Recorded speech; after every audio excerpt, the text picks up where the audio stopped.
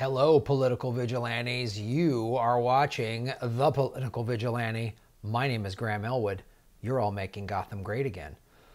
Oh, Progressive Comedy Tour. We're coming to Texas April 12th through the 15th. We're going to Fort Worth. We're going to Houston. We're going to San Antonio. We're going to Austin. Go to grahamelwood.com for all the ticket dates. Also, April 18th, Political Vigilante live in Los Angeles. Ron Placone and Steph Zamorano, the miserable liberal, are going to be my guests. We're going to play the Political Vigilante game show. If you're not sure what that is on my YouTube channel. Check it out. It's a fun show. It's only $10. There's free parking. It's the only comedy club I know in LA, in Hollywood, that has free parking. It's a great night out, and it's a blast. Also, you can go to patreon.com/Graham Elwood to support the show, and you get bonus content for as little as $5 a month. Also, at the $5 level, you can submit a topic or an article. This was submitted by Adam Martin. Adam, thank you so much. You've been supporting the show from early on. I very much appreciate it. The other great thing about when you come out to see me live is introduce yourself, because a lot of you, I know your name or I know your screen name, but we've never met. When you come to the live shows, it's always great to meet you. So this was a TED Talk that was given by this woman that used to be a former New York Times reporter. Now, it's an interesting concept. She wants transparency in medical costs, which is really good. You know, I'm all for that. And she brings up some valid points just from personal experience of, like, they wouldn't give the numbers. And you're going to hear, I'm going to show part of her TED Talk here, but there's something that's very glaringly left out.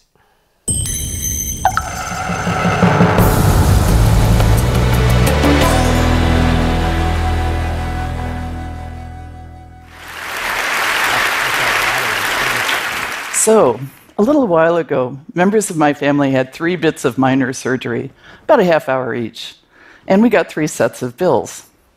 For the first one, the anesthesia bill alone was $2,000. The second one, $2,000. The third one, $6,000. So, I'm a journalist. I'm like, what's up with that? I found out that I was actually, for the expensive one, being charged $1,419 for a generic anti-nausea drug that I could buy online for $2.49. I had a long and unsatisfactory argument with the hospital, the insurer, and my employer. Everybody agreed that this was totally fine.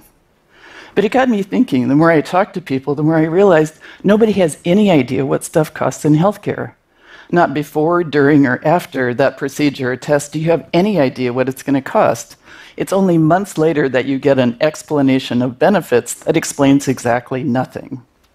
So this came back to me a little while later. I'd volunteered for a buyout from the New York Times, where I'd worked for more than 20 years as a journalist. I was looking for my next act. It turned out that next act was to build a company telling people what stuff costs in healthcare. I won a Shark Tank-type pitch contest to do just that. Health costs ate up almost 18% of our gross domestic product last year, but nobody has any idea what stuff costs. But what if we did know? So we started out small. We called doctors and hospitals and asked them what they would accept as a cash payment for simple procedures. Some people were helpful. A lot of people hung up on us. Some people were just plain rude. They said, "We don't know," or "Our lawyers won't let us tell you that." But we did get a lot of information.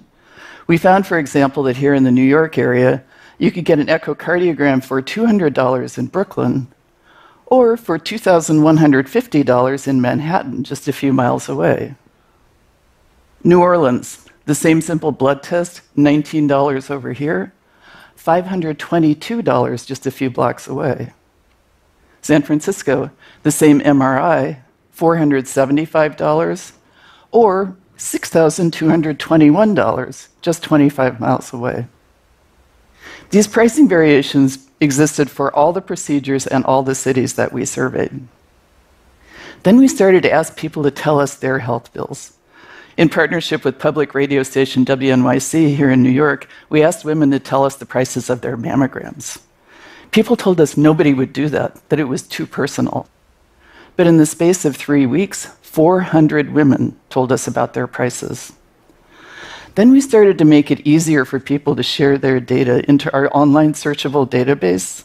It's sort of like a mashup of kayak.com and the Waze traffic app for healthcare.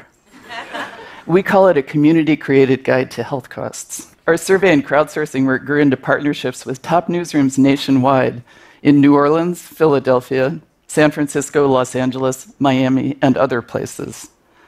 We use the data to tell stories about people who are suffering and how to avoid that suffering, to avoid that gotcha bill. A woman in New Orleans saved nearly $4,000 using our data. A San Francisco contributor saved nearly $1,300 by putting away his insurance card and paying cash. There are a lot of people who are going to in-network hospitals and getting out-of-network bills. And then there was the hospital that continued to bill a dead man. We learned that thousands of people wanted to tell us their prices. They want to learn what stuff costs, find out how to argue a bill, help us solve this problem that's hurting them and their friends and families. We talked to people who had to sell a car to pay a health bill, go into bankruptcy, skip a treatment because of the costs.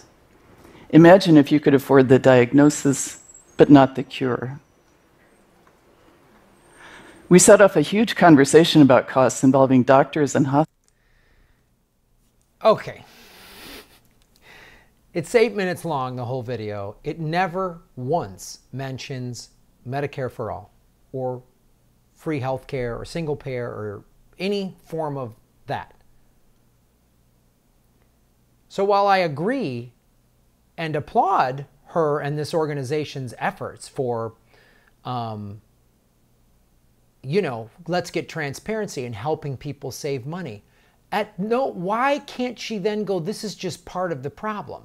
The fact that they can charge, whatever, $1,500 for a $2.50 piece of medication, or it's $87 for an Advil or whatever. The fact that they're just getting transparency is only the first step. And they don't have this problem in countries that have free health care. If you look in the comments section on the YouTube channel, there's somebody who's like, I was in France and I got sick or had to go to a hospital. I'm not a French citizen. It cost me 26 euros to get all these procedures done. Because it's paid for. It's this glaring omission of we're the richest country in the history of the world. We should have free health care. Transparency of costs is the first thing. Why are these companies allowed to gouge this? Why are for-profit insurance companies allowed this? Healthcare shouldn't be for profit. It should not be for profit. So let's find out a little bit more who she is. She's the founder and CEO of Clear Health Costs. Okay, go to Clear Health Costs. You might be able to save some money under our current system. But they're not really pushing for like Medicare for all, which would really eradicate this system. Right? She's the founder and CEO of Clear Health Costs, which brings transparency to the healthcare marketplace. They don't want to get rid of a market. There shouldn't be a marketplace for healthcare. By telling people what stuff costs. Clear Health Costs partners with media. And who pays the meat? And media gets, who buys ad time? Oh, the healthcare industry, the big pharmaceutical companies. So already your organization, while trying to do some good and is helping people, you're still entrenched in the problem. But she worked at the New York Times for 20 years. And other groups to discover and reveal prices. The partners use shoe leather journalism. So when the media is involved, that means somewhere down the line, the pharmaceutical companies are involved, and they're going to still say, well, we still need to make a profit. All right, we can't charge $1,500 for a $3 thing, but we still need to make a profit. Okay, that's fair. So the conversation is already being framed in favor of the capitalists and the 1%.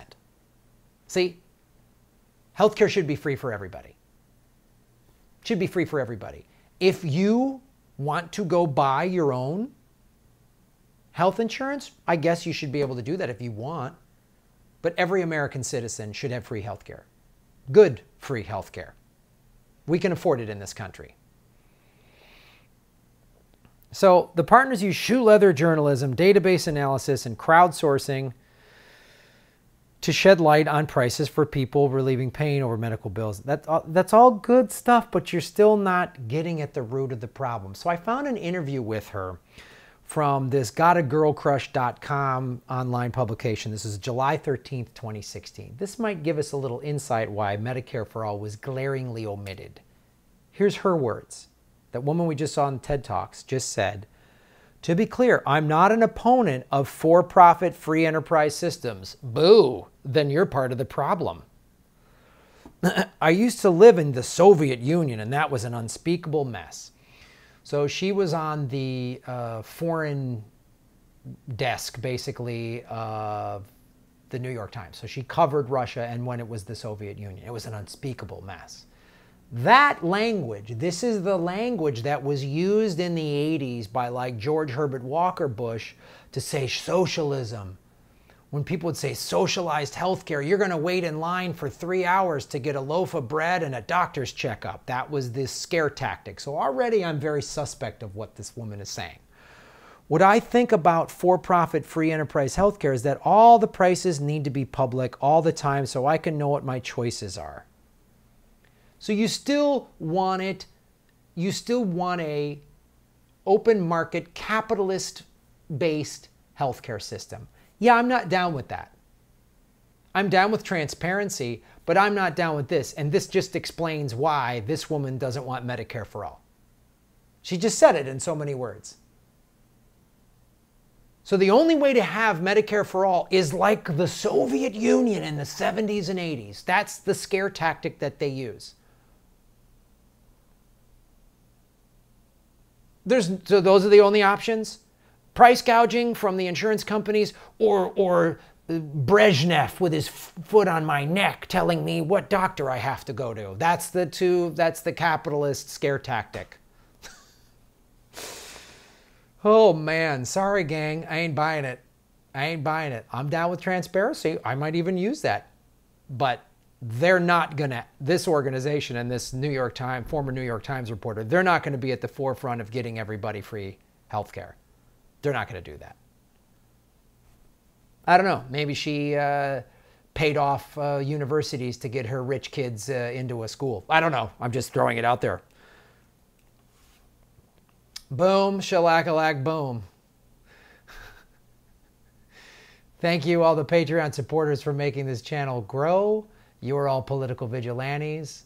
I'm also putting all my videos ad-free at rockfin.com/ I think it's Graham Elwood users or Graham Elwood or something like that. If you just go to rockfin.com, look for Graham Elwood, and for $10 a month, you get all my stuff ad-free, and you get access to all these other content creators on Rockfin. It's a new platform. Give it a shout.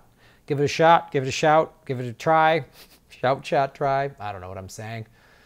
I'm all hopped up on Soviet Union medicine, so what do I know? Just been surfing with Putin, and all he does is just jam his Soviet Union medicine into my eyeballs, and I can't see straight. Thanks for watching the show. Like, subscribe. They've been unsubscribing people. Make sure you're subscribed. Hit the bell notification button. Share the videos. And thanks for making Gotham great again.